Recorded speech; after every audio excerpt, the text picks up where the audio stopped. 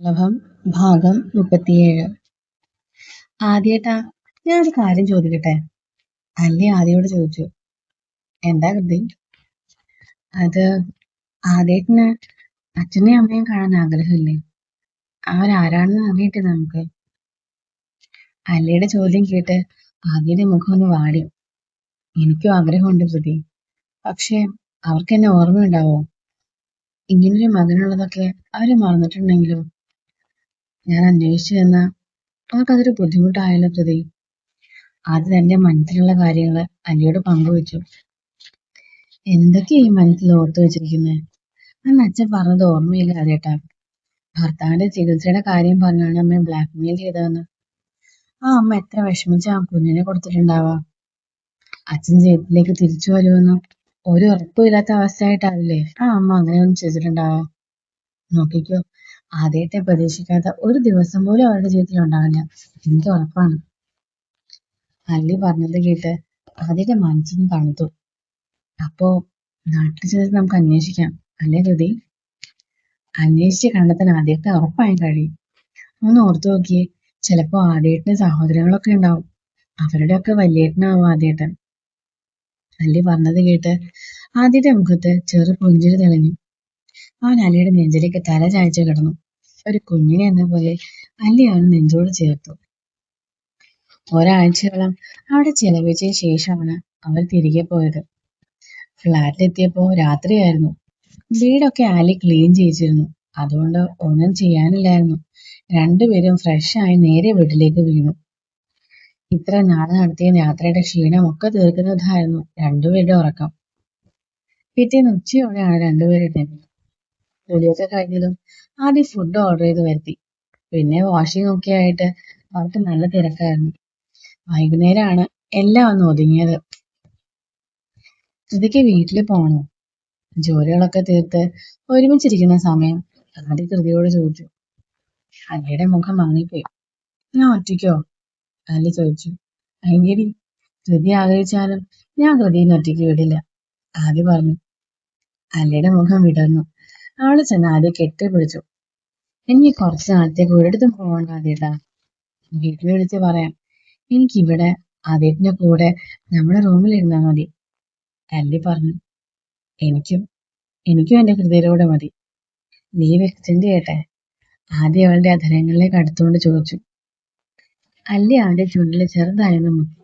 ഭയങ്കരടാ, leave extend ചെയ്യണ്ട. ഇനി ഒരാഴ്ച കൂടിയില്ലേ, അതുവരെ മതി. എന്നിട്ട് എന്റെ ചെക്കൻ ജോലിക്ക് പോകാൻ നോക്ക്. ആദ്യം നിരാശയോടെ തിരിഞ്ഞു നടന്നു. പിന്നെ തിരികെ വന്ന് അല്ലിയെ വലിച്ച് നെഞ്ചോട് ചേർത്തു. ലീവല്ലേ? അപ്പോ എന്തൊക്കെ കാര്യങ്ങൾ ചെയ്യാനുണ്ടെന്നോ? അവൻ അല്ലിയുടെ അധരങ്ങളിലേക്ക് ആഴ്ന്നു. പിറ്റേന്ന് അല്ലിയും ആദ്യയും ആദ്യയുടെ അച്ഛനമ്മമാരുടെ വിവരങ്ങൾ അന്വേഷിക്കാൻ ഹോസ്പിറ്റലിൽ പോയി. 30 വർഷങ്ങൾക്ക് മുൻപ് നടന്ന ഡെലിവറിയുടെ ഡീറ്റെയിൽസ് അന്വേഷിച്ചതും എല്ലാവരും കൈമലർത്തി. അന്നത്തെ കാലത്ത് എല്ലാം രജിസ്റ്ററിൽ രേഖപ്പെടുത്തിയിരുന്നതുകൊണ്ട് അന്നത്തെ ഡീറ്റെയിൽസ് കണ്ടുപിടിക്കാൻ ബുദ്ധിമുട്ടാവുമെന്നാണ് ഹോസ്പിറ്റലിൽ നിന്ന് പറഞ്ഞത്. അത് കേട്ട് അല്ലി ആകെ നിരാശയിലായി. പക്ഷെ അപ്പോഴും ആദ്യക്ക് ഉറപ്പുണ്ടായിരുന്നു അവിടെ നിന്ന് എന്തെങ്കിലും ക്ലൂ കിട്ടുമെന്ന്. പഴയ രജിസ്റ്റർ കിട്ടാൻ വല്ല വഴിയുണ്ടോ? ആദ്യം അയാളോട് ചോദിച്ചു. ഒരു 4 വർഷം മുൻപാണ് ഈ ബിൽഡിംഗ് ഇവിടുത്തെല്ലാം ഇങ്ങോട്ട് മാറ്റിയത്. മിക്കവാറും പഴയ ഹോസ്പിറ്റൽ ഇപ്പോ സ്റ്റോറേജ് ആയിട്ട് ഉപയോഗിക്കുകയാണ്. അവിടെ ഒന്ന് നോക്കിയാൽ ചിലപ്പോൾ ഉണ്ടാവും. പക്ഷെ ഉറപ്പു തരാനൊന്നും പറ്റില്ല, അയാൾ പറഞ്ഞു. ഞങ്ങൾക്കൊന്ന് കാണിച്ചു തന്നാ മതി, ബാക്കി ഞങ്ങൾ നോക്കാം. അയാൾ അവരെ ഒരാളുടെ കൂടി അങ്ങോട്ട് പറഞ്ഞേച്ചു. ആ സമയത്ത് ഇവിടെ ജോലി ചെയ്തിരുന്ന ഇപ്പോഴും ഉള്ള ആരെങ്കിലും ഉണ്ടോ എന്ന് അന്വേഷിച്ച് പറയൂ, ആദ്യം അയാളോട് പറഞ്ഞു. അത് പറയാം സാർ. ആദ്യം അല്ലിയും സ്റ്റോർ റൂമിൽ ചെന്ന് പഴയ റെക്കോർഡ്സ് പരിശോധിക്കാൻ തുടങ്ങി. അല്ലിയാണെങ്കിൽ റൂമിലേക്ക് കയറിയതും തുമ്മി തുടങ്ങിയിരുന്നു. ആദ്യം അവളോട് പുറത്ത് വെയിറ്റ് ചെയ്യാൻ പറഞ്ഞെങ്കിലും അല്ലി സമ്മതിച്ചില്ല. അവൻ വേഗം അവന്റെ കർച്ചീഫ് എടുത്ത് അവളുടെ മുഖത്ത് കെട്ടിക്കൊടുത്തു. ഒരുപാട് രജിസ്റ്ററുകൾ ഉണ്ടായിരുന്നു. 92-93 കാലത്തെ രജിസ്റ്റർ അവർ തപ്പിയെടുത്തു. അത് തന്നെ 10ഓളം ഉണ്ടായിരുന്നു. അതിൽ നിന്ന് ആദ്യം ജനിച്ച മാസമുള്ള രജിസ്റ്റർ എടുത്ത് അല്ലി ആദ്യം പുറത്തേക്ക് ഇറങ്ങി. അത് പരിശോധിക്കാനായി തുടങ്ങി. ആദ്യം ജനിച്ച ദിവസം അന്ന് ആദിയുടെ അമ്മയെ കൂടാതെ 10ഓളം പേരായിരുന്നു പ്രസവിച്ചത്. അതിൽ ആൺകുട്ടികൾ ജനിച്ചവരുടെ ഡീറ്റെയിൽസ് അല്ലി മൊബൈലിൽ സേവ് ചെയ്തു. ഇതില് എന്റെ അച്ഛനും അമ്മയും ഉണ്ടല്ലേ കൃതി. നമ്മൾ അവരുടെ തൊട്ടടുത്തെത്തിയ പോലെ തോന്നുന്നു. നാളെ തന്നെ നമുക്ക് ഈ അഡ്രസ്സുകളിൽ പോയി അന്വേഷിക്കാം, ആദി പറഞ്ഞു. അവന്റെ കണ്ണുകൾ നിറഞ്ഞു പോയിരുന്നു. അല്ലി തലയാട്ടിക്കൊണ്ട് ആദ്യ സ്നേഹത്തോടെ നോക്കി നിന്നു. ആദ്യം അല്ലിയും ആ അഡ്രസ്സിലുള്ള ആളുകളെ അന്വേഷിച്ചിറങ്ങി. ആദ്യത്തെ അഡ്രസ്സ് എത്തിയതും ആദ്യം അല്ലിയും ഒരുമിച്ചാണ് അകത്തേക്ക് കയറിയത്. ദേവൻ, ചിത്ര എന്ന ദമ്പതികളായിരുന്നു ആ അഡ്രസ്സിലുണ്ടായിരുന്നത്. അവരെ കണ്ടതും ആദിക്ക് ആകെ ഒരു തളർച്ച പോലെ തോന്നി. അവരോട് വിവരങ്ങൾ സംസാരിക്കാൻ പോലും അവന് സാധിക്കുന്നില്ലായിരുന്നു. അവന്റെ അവസ്ഥ കണ്ട് അല്ലിയാണ് അവരോട് വിവരങ്ങൾ പറഞ്ഞത്.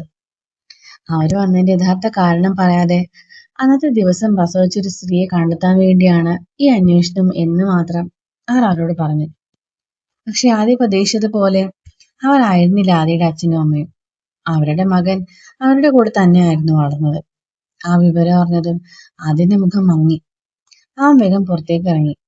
അവൻ പോയ പുറകെ അല്ലിയും അവരോട് യാത്ര പറഞ്ഞിറങ്ങി. ആദിയുടെ അടുത്ത് ചെന്നതും അല്ലി ആദിയുടെ തോളിലേക്ക് കൈകൾ വെച്ചു.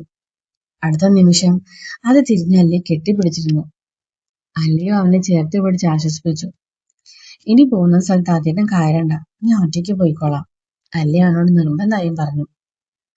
പിന്നീട് പോയിടത്തെല്ലാം ആദ്യ കാറിൽ തന്നെ വെയിറ്റ് ചെയ്തു. അല്ലിയാണ് വീടുകളിൽ കയറി വിവരങ്ങൾ അന്വേഷിച്ചത്. ഓരോ തവണ അല്ലി തിരികെ വരുമ്പോഴും ആദ്യ പ്രതീക്ഷയോടെ അവളെ നോക്കും.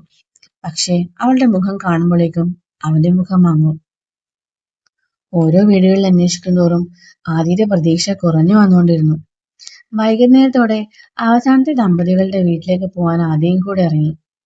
അവസാനത്തെ വീട്ടിലേക്ക് നടക്കുമ്പോൾ ആദ്യയുടെ ഹൃദയം വേഗത്തിൽ മിടിച്ചുകൊണ്ടിരുന്നു. വിറയ്ക്കുന്ന അവന്റെ കൈകളിൽ അല്ലി പിടിമുറുക്കി. പക്ഷേ അവരുടെ എല്ലാ പ്രതീക്ഷകളെയും തകർത്തുകൊണ്ട് ആൾതാമസം ഇല്ലാത്തൊരു പ്രേതാലയം പോലത്തെ വീടായിരുന്നു അവര് കണ്ടത്. ആ വീട് കണ്ടതും ആദ്യ സകല പ്രതീക്ഷയും പോയതുപോലെ അല്ലിയെ നോക്കി. ഇതല്ലേ അവസാനത്തെ വീട്? അപ്പോ ഇത് തന്നെയാവും ആദ്യത്തിന്റെ വീട്, എനിക്ക് ഉറപ്പാണ്, അല്ലി അവനെ ആശ്വസിപ്പിച്ചു. അവരാ വീടിന് ചുറ്റും നടന്നു നോക്കി. വർഷങ്ങളായി ആൾതാമസമില്ലാത്തൊരു വീട് പോലെയാണ് അവർക്ക് തോന്നിയത്. അപ്പോഴേക്കും അടുത്ത വീട്ടിലെ ആളുകള് അപരിചിതരായ ആളുകളെ കണ്ടുകൊണ്ട് അവിടേക്ക് വന്നിരുന്നു. ആരാ? ഒരു ചേട്ടൻ അവരെ നോക്കി ചോദിച്ചു. ആദ്യം അവരെ നോക്കി. ഞാൻ ആദിദേവ്, ACP ആണ്. ഇതെന്റെ ഭാര്യ അലങ്കൃത. നിങ്ങൾ? പോലീസ് ആണെന്ന് കണ്ടതും വന്നവര് ഗൗരവമൊക്കെ മാറ്റിവെച്ചു. ഞാൻ ഗിരീശൻ, ഇത് ആ കാണുന്ന വീട്ടിലെയാ. സാറെന്താ ഇവിടെ? ഈ വീട്ടിലെ ആളുകൾ എവിടെയാണ്? അവൻ ചോദിച്ചു. എനിക്കറിയില്ല സാറേ, ആ കാണുന്നതിന്റെ ഭാര്യയുടെ വീടാണ്. ഞാൻ ഇങ്ങോട്ട് വന്നിട്ട് 4 കൊല്ലം ആയിട്ടുള്ളൂ. ഇവിടെ ആരെയും ഞാൻ കണ്ടിട്ടില്ല. എന്റെ അമ്മായിച്ചനെ വിളിച്ചു ചോദിച്ച് ചിലപ്പോ അറിയാൻ പറ്റും, അയാള് പറഞ്ഞു. ആദ്യം അല്ലയും അയാളുടെ കൂടെ വീട്ടിലേക്ക് ചെന്നു. അയാളുടെ അമ്മായിയച്ഛനോട് വിവരങ്ങൾ അന്വേഷിച്ചു. അത് ഗോപന്റെ വീടാണ്. അവനും ഭാര്യ യമിനിയും ആണ് അവിടെ താമസിച്ചിരുന്നത്. അവര് മരിച്ചിട്ട് ഇപ്പൊ കുറെ കൊല്ലമായി സാറേ, അയാള് പറഞ്ഞു. ആദ്യം ഞെട്ടി അല്ലിയെ നോക്കി. അവർക്ക് വേറെ ആരും ഇല്ലേ ചേട്ടാ? അല്ലി ചോദിച്ചു. ഇല്ല കൊച്ചേ, പ്രേമ കല്യാണമായിരുന്നു. നാട് വിട്ടാണ് അവരിവിടെ വന്നത്. പക്ഷെ സന്തോഷമായിരുന്നു.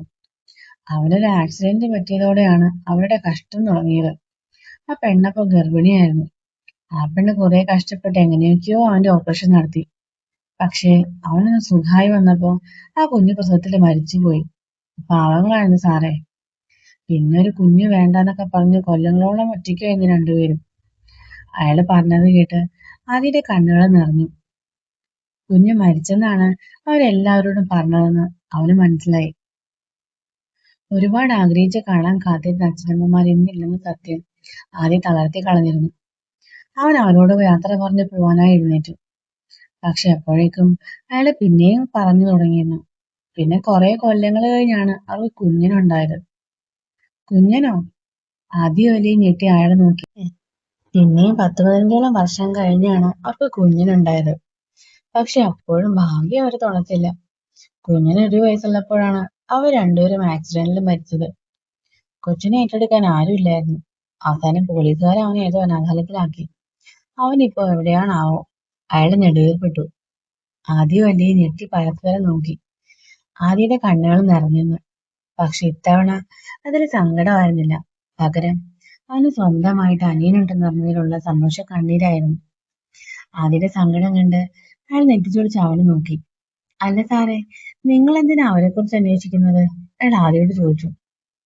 അവരുടെ മരിച്ചു പോയെന്ന് പറഞ്ഞ മകൻ ഞാനാണ്, ആദ്യം അയാളോട് പറഞ്ഞു. അയാൾ ആദ്യം അന്തം വിട്ട് നോക്കിയിരുന്നു. പക്ഷെ ആ കുഞ്ഞ്, എനിക്ക് നിങ്ങളോട് ഇങ്ങനൊരു കാര്യം നുണ പറയേണ്ട ആവശ്യമുണ്ടെന്ന് നിങ്ങൾക്ക് തോന്നുന്നുണ്ടോ? ആദ്യം ചോദിച്ചു. അയാൾ ഇതിന് തലയാട്ടി. ആദ്യം അയാളുടെ അടുത്തേക്ക് ചെന്നു. ഒരുപാട് നന്ദിയുണ്ട്. നിങ്ങൾ കാരണമാണ് എനിക്കൊരു അനിയനുണ്ടെന്ന് എനിക്ക് മനസ്സിലായത്. ഈ ലോകത്ത് എന്റെ എന്ന് പറയാൻ എനിക്ക് അവനേ ഉള്ളൂ. ആദ്യം അയാളുടെ കയ്യിൽ പിടിച്ചുകൊണ്ട് പറഞ്ഞു. ആദ്യം അല്ലയും അവരോട് യാത്ര പറഞ്ഞ് തിരിഞ്ഞു കാണുന്നതും അയാൾ അവരെ തിരികെ വിളിച്ചു. ഒരു നിമിഷം നിൽക്ക്. അയാൾ അകത്തേക്ക് പോയി. കുറച്ചു നേരം കഴിഞ്ഞ് അയാൾ ഒരു കവറുമായി വന്നു. ഇത് നിങ്ങളുടെ വീടിന്റെ ആധാരമാണ്. എനിക്കൊരു ആവശ്യത്തിനായി പണയം വെക്കാൻ ഗോപൻ തന്നതായിരുന്നു. പക്ഷേ ഇത് ഞാൻ തിരികെ എടുക്കുന്നതിന് മുൻപ് അവന് ലോകത്ത് വിട്ടു പോയിരുന്നു. എന്തെങ്കിലും കുഞ്ഞം വരുമ്പോൾ ഇത് കൊടുക്കാം എന്നോർത്ത് സൂക്ഷിച്ചു വെച്ചതായിരുന്നു. പക്ഷേ ഇനി ഞാൻ എത്ര ആളുണ്ടാവുമെന്ന് അറിയില്ല. നിങ്ങൾ പറഞ്ഞതൊക്കെ എനിക്ക് വിശ്വാസമാണ്. അതുകൊണ്ട് ഇത് നിങ്ങളെ ഏൽപ്പിക്കുകയാണ്. എന്തെങ്കിലും കുഞ്ഞിനെ കണ്ടെത്തുമ്പോൾ നിങ്ങൾക്ക് അച്ഛനും അമ്മയുടെയുമായി ഈ വീടെങ്കിലും ഉണ്ടാവും, അയാൾ പറഞ്ഞു. ആദ്യം അയാളുടെ കയ്യിൽ നിന്ന് ആ കവറ് വാങ്ങി. ഇനി ഞാൻ വരുമ്പോ കുഞ്ഞിനും എന്റെ കൂടെ ഉണ്ടാവും, എന്റെ വാക്കാണ്, ആദ്യം അയാളോട് പറഞ്ഞു. അലിയോടൊപ്പം കാറിലേക്ക് നടക്കുമ്പോ ആദ്യം തന്റെ അച്ഛനും അമ്മയും താമസിച്ചിരുന്ന വീട്ടിലേക്ക് നോക്കി. അകത്തേക്ക് കയറി അച്ഛനെയും അമ്മയും കാണണ്ടേ? അലി ചോദിച്ചു. ഇന്ന് വേണ്ട കൃതി. ഞാനും കുഞ്ഞിനും ഒരുമിച്ച് ഇനി അച്ഛനെയും അമ്മയും കാണും. എനിക്ക് ആരെങ്കിലുമൊക്കെ ഉണ്ടായിരുന്നു കൃതി. പക്ഷെ എന്റെ കുഞ്ഞിന് അനാഥനെന്ന് കേട്ടാവില്ല ജീവിച്ചത്. എനിക്ക് അവനെ കണ്ടുപിടിക്കണം. ഞാൻ അവന്റെ ഏട്ടനാന്ന് പറയണം. ഞങ്ങൾക്ക് ഒരുമിച്ച് വേണം ഇവിടെ വരാൻ, ആദ്യം നിറകണ്ണുകളോടെ പറഞ്ഞു. അല്ലി അവന്റെ കൈകളിൽ മുറുകെ പിടിച്ചു.